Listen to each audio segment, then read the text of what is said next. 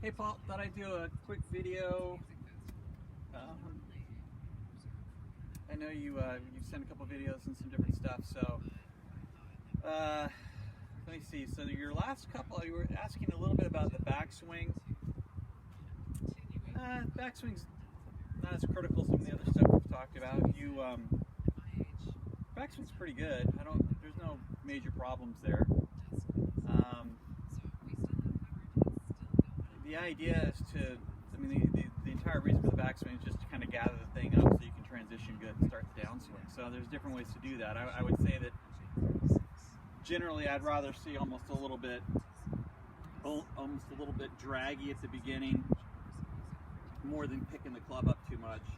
So maybe a little draggy at the start, but then it needs to be hinged pretty well by the time you get to like P3. You need to get that thing locked in pretty good with the hinge. From P3 to P4, you don't necessarily want, there's a little bit of right elbow flexion that's continuing to get it set at the top, but you shouldn't have the club wait a long time and start to take care of a lot of the hinging at that very last sequence of the backswing, that last phase of the backswing, just because it makes the transition more difficult. So I would say a tad draggy to what feels like a pretty quick set halfway back, and then as the coil continues to tighten up at the very top, maybe there's a little bit of right elbow flexion, but most of the hinging should be done by the time you get to P3.5, something like that. As far as the angles on the wrist alignments, this guy here.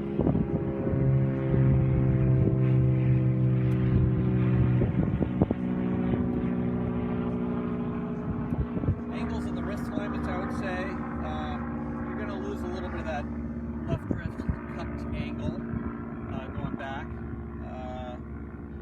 at the very beginning, and it's gonna flatten a little bit. I don't know that you would get it all the way flat. I mean, there's guys that kind of fold it under and put a bow on it, gets the face pretty shut, and then you got to start to really drag it to keep the face from shutting down too soon. So I don't like to see quite that much. I know there's some guys out there that do that well. I mean, people look at Rom and Morikawa and stuff, and those guys do that. Obviously, Dustin Johnson does that. So you can do that, but when you get the face in a more shut position,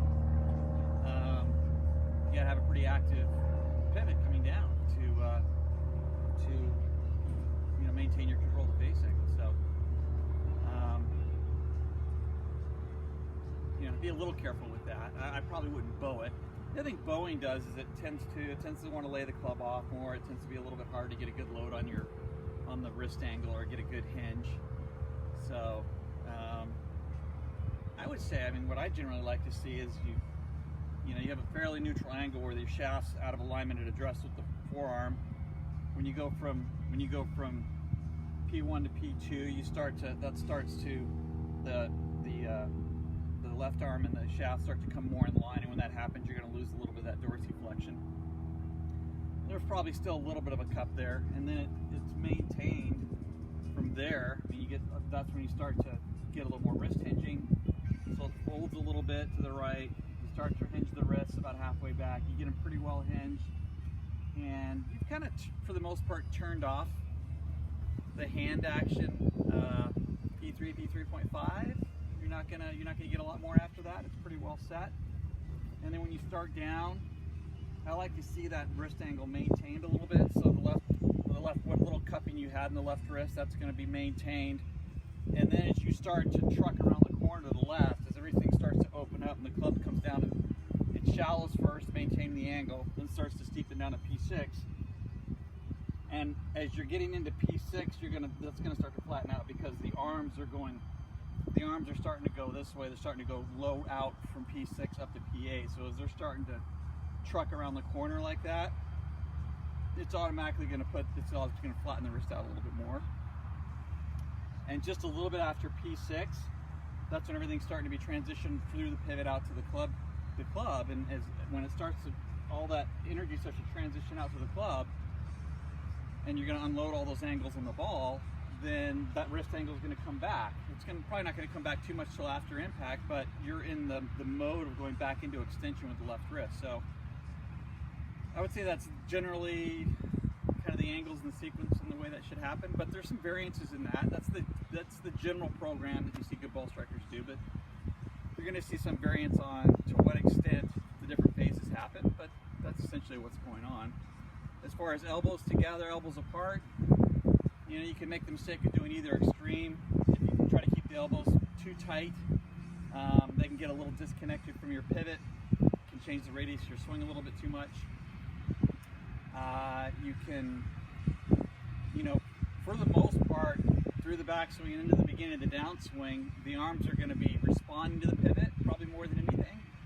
And sometimes if you try to keep the arms like elbows glued together, they start to do some independent operation on their own. They start to almost become disconnected from the pivot. But the alternative would be if you got the arms too separated, and that can change the radius the other way. Like you could over widen the radius by putting them too close together, and then you can actually narrow the radius a little bit too much by getting them too far apart, depending on what if you look at the upper arms, the relationship with your torso, what happens there. So I would say they need to be relatively soft. There's probably a little bit of separation of the elbows when they go back, but not a lot. You can get the elbow high and then tuck it back in coming down. I mean, you can definitely do that. There's some good ball strikers that do that, and they do that well. Okay, but I mean, the answer to me always is, you know, when someone says, should you do this in the swing or should you do that in the swing, and they're always looking for absolutes, and to me, the answer is almost always somewhat. You know, should you move off the ball to the right when you take a backswing? Should you have a lot of lateral motion to the right? You should have a little bit. Should you have a big slide coming down? Should you shift your weight a lot and slide your hips to the left? You should slide them a little bit.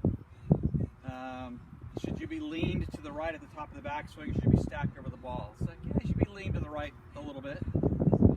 So in the golf swing, it's always, I mean, the answer is almost some element of moderation. You get different instructors and different swing theories that tend to go after extremes and absolutes, but what you find is that in a dynamic athletic motion, you just see a blending of a bunch of little things. So if you took this potpourri of all the things that golf instructors have said over the years as far as their observations about how to swing a golf club, you find that there's a lot of truth in a lot of what guys say, and then some of the methodologies go, you know, take a fork in the road and they go down these paths where they create absolutes, and I don't, or it's the whole concept of if a little bit is good, a lot's better, and too much is just right. So they kind of overdo some concepts in my mind. To me, you see, I mean, do the elbows maintain a relationship with each other? Yes. Do they get super separated? They get a little separated, but they're relatively close, right? So it's always, yeah, a little bit there, a little bit here, a little bit there. Do the wrists hinge early? Well, they start to hinge pretty early halfway back. I mean, they start to hinge actively and early halfway back, and then the rotation of the hands or the rotation of the wrists or the hinge angle stops fairly soon. So it goes from a little bit waiting to all of a sudden, yeah, give it quite a bit halfway back. You know, the answer is always, I've had this conversation with a couple guys, the answer is always yes, somewhat. You know, should the pelvis, when you release and extend the pelvis, should you feel like you're standing up to the sky when you release, when you get your lateral shifting done and you start to open the body up to the target? Should you have, you know, should you have pelvis extension? Yeah, you don't go crazy with it, but yeah, it's pretty aggressive pelvis extension. You release the pelvis fairly aggressively. I don't know. The answer is always some amount. That's when you see good golf swings. There's this tempo and timing and rhythm and sequencing that makes it look really well blended together and looks really symmetrical. And that's usually because they do a bunch of the correct things, some good amount. So, you know, that's really what it comes down to. That's the answer, and it's kind of a vague answer, but that's more of the correct answer. The question is always how much. I mean, that's the amplitude of what you're trying to do, the magnitude of these concepts you're trying to put into it. But you know, so elbows, you know, I kind of digress there, but elbows, should the elbows be stuck together? No.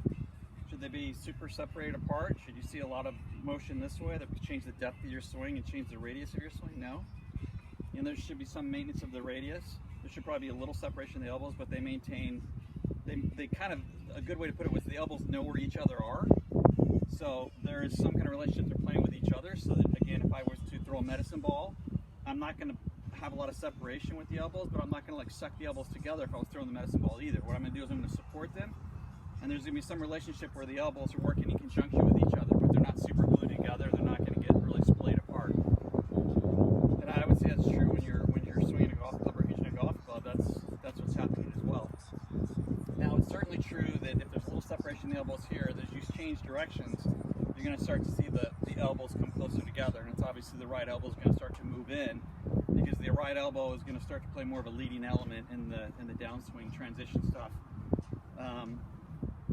And I would argue that even at the bottom, the elbow is going to feel like it leads, depending on kind of the way you're hitting the ball. The elbow should feel like it kind of leads through into the impact zone as well, so pretty deep into the downswing. So they will feel closer together on the downswing than they do on the backswing. And in that sense, you know, if you look at the sequence of the backswing versus the sequence of the downswing, you know, the sequence of the downswing is that not only is the sequence happening in reverse, but it's more of a delayed sequence, right? That's why P3 and P5 don't look like perfect mirror images of each other, because the sequencing is advanced at a different pace. So, you know, but there's probably less restrictions on the backswing than the downswing. The downswing, there's pretty specific things you have to do, and if you get way off on the downswing with the pivot or the way that the arms are matched up to the pivot, that's going to be a problem. You're not going to hit the ball well. But can you do some semi-funky things in the backswing and then put it into a good transition and deliver good angles to the ball with speed? Yeah, you can definitely do that. So, you know, you can get pretty draggy with it going away, get the shaft, you can stand the shaft up quite a bit going back. What's probably harder to do is to get the head sucked in behind you and get really tight and then have the shaft too flat going back. Again, it's been done by some good players. Some good players have been able to do that and then transition okay, but that's probably harder to do. Again, it would be the analogy if you threw a baseball or whatever and you went like this before you started the forward movement of the throw.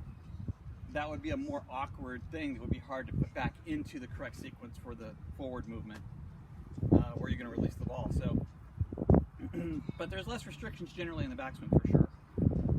So the downswing portion, though, which is really more the issue that you have to continue to work on, is that it's the pivot again. I mean, this is not going to be. I mean, this is not going to be any groundbreaking, revelations really. I mean, the epiphanies always are.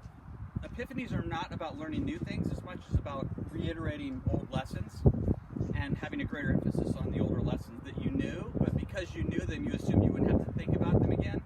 But it's not that, it's the opposite. It's that these old lessons about things that are like set in stone to hit the ball well, which would be a good downswing pivot. The epiphany is a revisiting of the things you thought you already knew. That's again, if we want to talk about secrets, that's the secret that you rediscover. It's like, oh yeah, it's that thing again. So, excuse me. That's the main issue always. And so for you, you don't have enough dynamic separation between your shoulders and your hips, and so it looks pretty glued together. So what ends up happening is, in order for you to get the club around, to get the face squared up to the ball, and feel like you have some dynamic rotation, what you do is you just kind of turn your hips and shoulders together, and you get turned what I call inside the circle. That's just a term I use. But if the outside perimeter of the circle of movement, if you had generally a pattern and a perimeter where geometrically where the body was going to go and how much ground it was going to cover when you made the downswing pivot, you would feel like the circle is really, or like it's an ellipse that goes way out past your feet and comes back to you this way. So it would feel way out this way and then back around. Like just so, again, if you were going to throw, you're going to move way to the out there, and then it's going to come zipping back around to the left. So turning inside the circle would be again like throwing, and then everything just caving in early and trying to over-rotate your body this way too much. So from the face-on view, you just keep looking like this. You just never get that the dynamics of your center of gravity of your body moving left enough before you start exiting with the rotation. So, and then everything just gets kind of stalled out as you try to square the face up. And I saw a couple videos that looked okay, but you were trying to make a more aggressive pivot. It looked like you might have been trying to get a little bit more shift to the left, but it still looked like the hip was getting too spinny and everything kind of releases and kind of unravels too soon. Now, I know the dilemma you have is that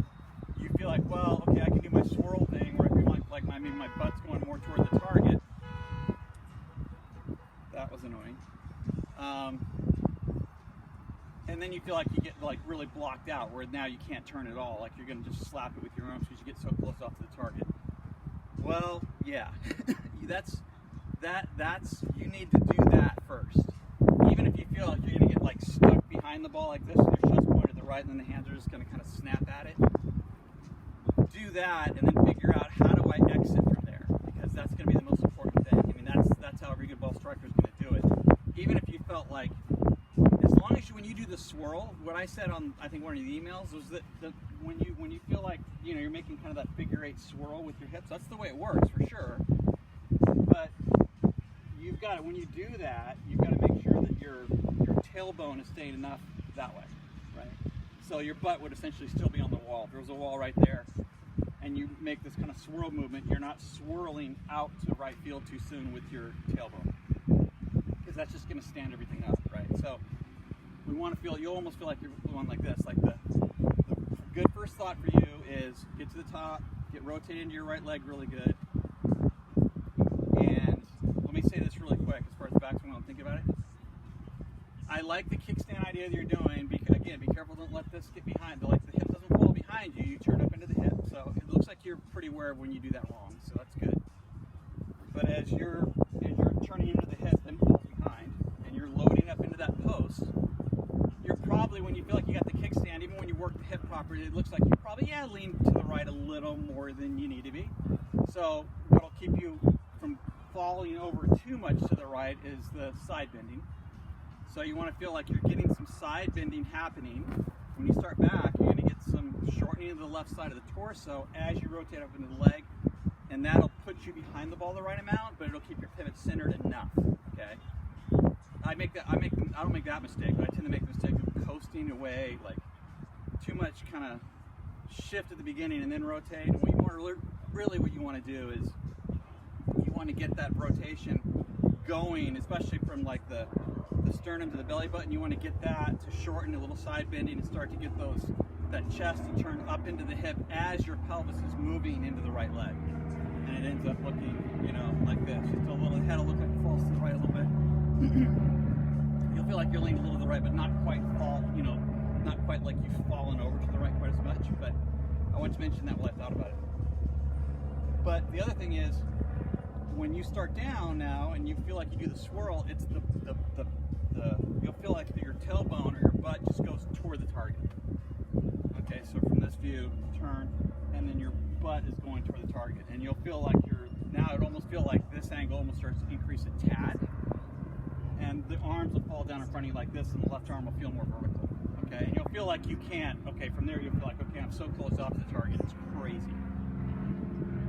The way that you exit from that is two things. One, you have to maintain the separation. Support cub up there flying around. Maintain the separation, meaning that your shoulders stay behind your hips, right? So that way, okay, these are my videos, these are all exaggerated movements. They look goofy because I overdo them a little bit. In reality, it's only like that. But you're going to feel, butt goes toward the target. You'll feel like your stomach and your pelvis almost feel like they're squeezing this angle here. Feels like it almost goes like that, right? Feels like your stomach goes out a little bit, your chest starts to drop. That's when the elbow starts to come in a little bit, and that's when the pelvis is going to move, or the tailbone is going to move, 2, 3 inches, 4 inches maybe, laterally without too much rotation. Don't start getting that thing to turn open too soon. So once you get there, okay, then it's like, okay, now I'm stuck. Now what? When you're making this move, you're staying in the internal rotation, right, with both legs. The pelvis is staying squeezed between the legs just for this initial movement down. But it's not even to P5 really, and you're done. Okay? Now just above P5, then going down into P6, that's when you're going to set the stage to escape from that position. Okay? So what's your escape plan? So your escape plan would be starting to get back into the legs, back into external rotation. But here's the key. You're not going to go to the right with your knee. You're not going to pull your legs out, like straight out like this. What you're going to do is, as you get right here, now the left knee is going to try to run away from the right knee. The right knee is not going that way. The right knee feels like it's probably holding a little bit, but not much. It's the left knee just trying to race further over the left ankle. And you will literally feel like this. Got some good, excuse me, got some nice allergies working today. Post-nasal drip. So as you get this left knee going to the left, I mean, you're going to feel like you're going to fall over your ankles. I don't know if you can even see this. Let me get farther away here. You're going to feel, guess who looks like this? His last name starts with O and ends in Ogan. Okay? That's where he gets. Now, you're only there for a split second. If you start to learn this move, you'll hit a couple where you stay kind of stalled out on the left side, and you'll look really like slidey and really droopy, and it'll look like you're doing a little bit of a caddy hop through it, and then you kind of flick your hands through it. But you've got to get to that spot and then figure out how to employ your escape plan, which is the rotation out. But you got to get there first. I mean, it doesn't do any good is just let me just start rotating out early because I can need to start rotating. No, we don't want to do that. So you've got to feel more like this. Okay? Now, as I blend that together, I'm going to put it into the motion. Again, these are slightly exaggerated, but even though I'm trying to get here, I'm hardly there before I've already started to employ the rotation out. And that is, as a refresher, as a review, that is the belly button trying to race out from under the sternum and your crotch, or even your knees, good way, or your thighs. It's the belly button at this point is going to start to rotate up and out. Now the belly button is going to start, you're going to start feeling like your torso, your obliques, your abdominals, lower back, whatever it is going to start working to actually release the pelvis for you. So it's the belly button releasing the pelvis. Do not try to do it with your legs. Do it with feeling like the commanding, the muscle group in command is kind of all the muscles that run through your midsection. Feel like those are pulling you up, pulling the pelvis up, and it's the belly button that's going to feel like it pulls this knee out of this position of flexion, where you're going to feel really saggy with the left knee. Well, the belly button is going to pull that knee around. It's not the left knee straightening to pull the belly button around. It's the belly button that's going to actually pull the leg up and straight. So from this point here, it's from the crotch up to the sternum, and primarily the feeling is that the belly button is in control. That's the sense you have of it. Is going to start rotating around to the left. Now what else is happening is, and what enables it to do that is getting in a position where you create a little bit of extra rotation. That sets it up. That starts to initiate the rotation, and the belly button starts to put the full throttle down to continue and power the rotation around to exit left. Now, once you are starting that, this is all happening in just a split second at the bottom, right? Your brain's got to be prepared, got to be aware to start to trigger these sequences, these firing sequences, to get this all happening and blended together, and so that it's not only happening in the right order, but it's dynamic enough, because that's your issue. It's just not dynamic. You either get closed and stalled, or you get open too early. So we got to get closed, and then we have to employ the escape plan. So the belly button's in charge of the escape plan, and the shoulder notices the belly button's trying to race out from under everything. So the belly button is trying to go this way, and the shoulder's going, hey dude, where the hell are you going? Wait for me. Okay? So the right shoulder is then going to start to chase the belly button around. The shoulder will catch the belly button, but only because you just basically run out of pivot. Okay, at some point, your joints and your elasticity around those joints is not going to allow the belly button to go any further, and the shoulder, right shoulder, is finally going to win that race to the finish. Okay, but it's trying to play catch up all the way through, and that's why it looks like with Hogan, it looks like his legs come out from under him a little bit, get a little bit more angle leaning back on the ankles, starting to explode out to the left. Belly button employs, commands the escape plan to the left.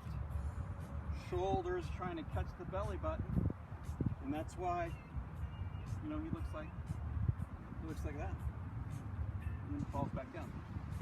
You don't have to have the big uncocked finish like Mr. Hogan.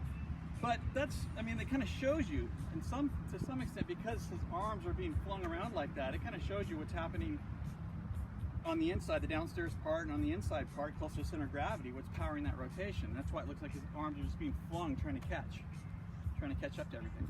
So, but to summarize, you're just, okay, not enough, okay? It's just your dynamics of your pivot.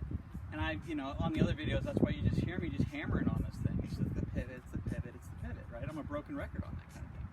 Because that's what it is. The pivot's by far the hardest part. It's the hardest to do the right sequence, maintain the right angles, and get it dynamic enough. And obviously for younger guys, unlike you and me, we're both old dudes. We're old, broken down range pros. For us, it's going to be harder, for sure. And then when you'll try to do it and you get really aggressive and you'll hurt yourself and have to not hit balls for 3 days. That's going to be part of it. You'll pinch something or you'll strain something. You got to ease into it. But I would say just slow motion, feeling like, okay, how do I blend all this stuff in? So, okay, enough there. But as I'm trying to get enough with the knees and the hips shifted left, before my knee even gets there, my belly button's already starting to prepare itself to perform the escape plane. And then you're going to feel like knees are saggy, belly button's coming out from under, pulling everything up around, and you're going to feel like that. That's what it's got to feel like. But you can't just do it from the top, right?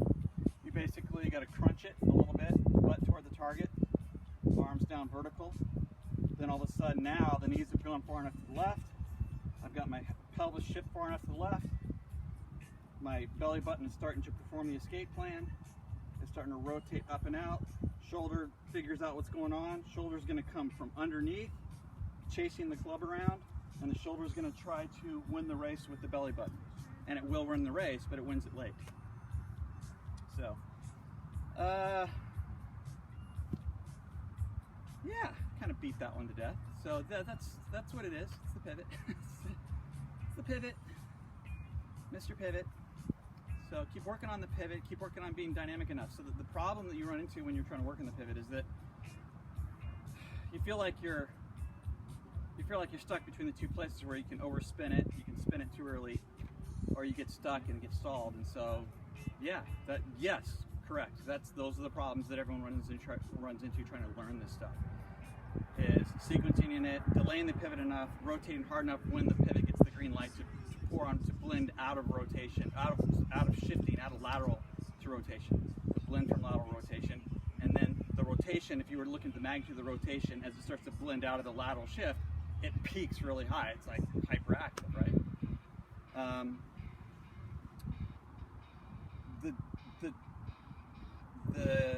The temptation is when your pivot's not working, when there's not dynamic separation, when hips and shoulders, when things aren't moving fast enough, the tendency is to look for other things that is going to pull the swing together, right? To look for other little swing keys, or what can I do with my arms, or what's the feel, or is there a feel that makes me do it better? Yeah, I mean, there's feels involved to doing it better, but the bottom line is you're just not doing it enough, and you're not working hard enough at it. You're not making everything move fast and dynamic enough. You're not getting enough separation. And there's two distinct pieces you're trying to blend together. There's the lateral and then the rotation. How do I blend those together, and how do I make it dynamic so that it's dynamic enough, especially on the latter phase? How do I get left enough and then get rotational enough? I mean, you just keep working on that part. And it's a long process. You just got to keep doing it until you think you're just so dynamic it's crazy, like the club's so far behind you, it's never going to catch the pivot, and then you go, okay, how about then more, right?